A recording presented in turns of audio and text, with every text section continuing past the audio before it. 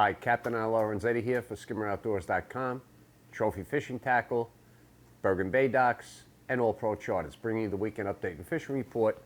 This for the weekend of, it would be July 11th, 12th, 13th, and maybe into the forward, a couple of days. But weather first, Friday a little bit shaky, not bad, but seas 3 feet near shore report.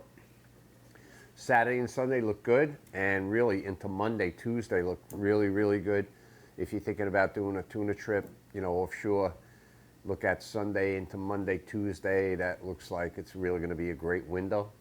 And the fishing is pretty great out there. I mean, it's okay, it's good, but you have to find the fish. They're not in the same place every day. So most guys go out there and they start on a troll, search around, of course, network with friends, get on the radio if you're willing to share information, and then locate the schools of fish. And they could be anywhere from the Bacardi wreck all the way down to the Coimbra. They could be 5 miles south, 6 miles north.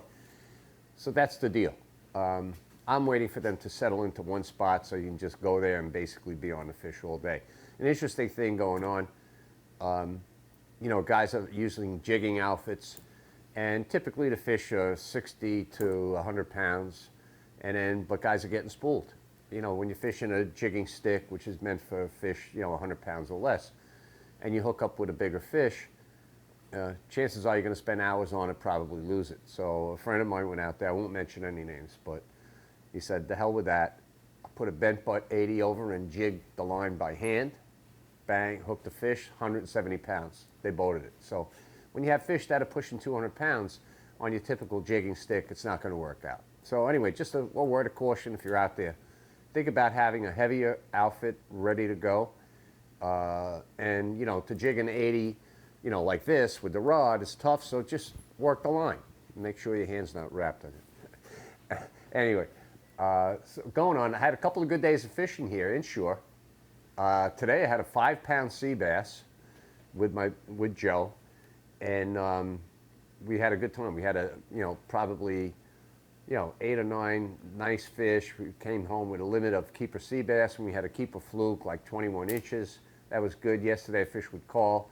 We had a bunch of, nice keeper sea bass, and we had like a 50-pound brown shark on a fluke rig, which was fun, and it's all good. So, the fishing, a lot of short fluke, inshore, in the bays, a keeper here and there, but there's a lot of action. I mean, if you want to go out there with your kids, you're going to catch a pile of fish. And it's just a matter of don't expect too many keepers to bring home. Also, I think it's about time to start bottom fishing, getting on an edge, edge of a channel by the Kismet Reef, inshore, and put down some clam chum and catch a nice mix of fish. I expect triggerfish to show up. You get short sea bass, maybe a keeper sea bass, blowfish, kingfish, a bunch of things to do, and it's good action. I'm going to try it myself a couple of days. I'm going to investigate, and so pretty much I guess that's about it.